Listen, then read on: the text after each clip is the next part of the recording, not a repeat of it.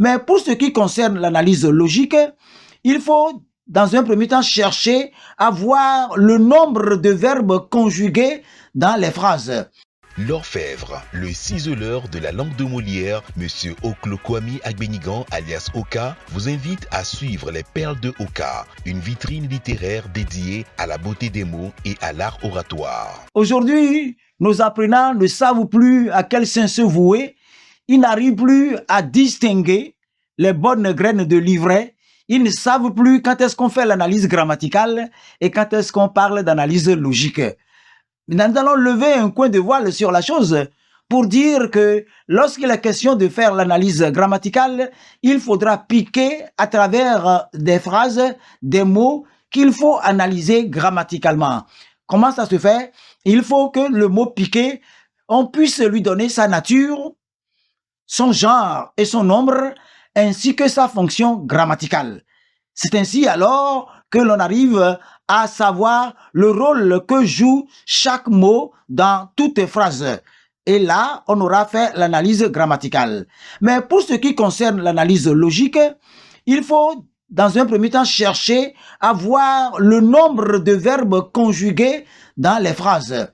C'est ainsi qu'à travers les phrases dites simples, ces phrases-là contiennent soit un seul verbe conjugué, ou bien encore, et là, quand il s'agit d'une seule phrase contenant un seul verbe conjugué, il s'agit d'une phrase simple, l'analyse est aussi facile, on trouvera une proposition indépendante.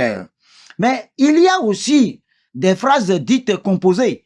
Quand dit-on qu'une phrase est composée? C'est quand la phrase recèle de plusieurs verbes, un peu plus de 2 verbes, mais qui sont reliés entre eux par soit une virgule, on parlera de la juxtaposition, ou alors par une des conjonctions de coordination, à savoir mais, ou, et, or, ni, car. Donc, là, il s'agit donc de phrases composées. Les phrases composées, pour récapituler, peuvent contenir 2, 3, 4, jusqu'à 7 verbes, mais chacun de ces verbes doit être séparé par soit une virgule ou un point-virgule, ou encore par une des conjonctions de coordination. C'est ce qu'on entend par phrase composée. Mais de nos jours, malheureusement, et les enseignants et les apprenants n'arrivent plus à parler de phrases composées. On ne parle que dans les classes, on ne parle que des phrases simples et des phrases complexes. Pour ce qui est de la phrase complexe, il faut que cette phrase complexe comporte au moins 2 verbes conjugués, mais c'est dans la phrase, on doit trouver une proposition principale et une proposition subordonnée. C'est là où on est en train de faire une promiscuité. On dit souvent dans les classes, dans les 4 murs, que la phrase complexe est celle qui contient au moins 2 verbes conjugués. Or, qu'est-ce que nous dirons de la phrase composée où il y a 2 ou 3 verbes qui sont séparés entre eux par des virgules ou des points-virgules ou par des conjonctions de coordination? Apprenons à faire la part des choses en disant que la phrase simple contient un seul verbe conjugué. Et la proposition, elle est indépendante.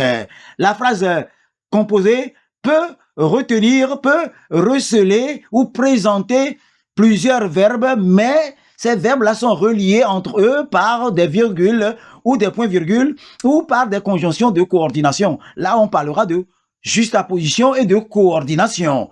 Maintenant, pour ce qui concerne les phrases complexes, elles comportent plusieurs verbes et on va trouver au moins une proposition principale et une proposition subordonnée. La proposition subordonnée relative, la proposition subordonnée conjonctive.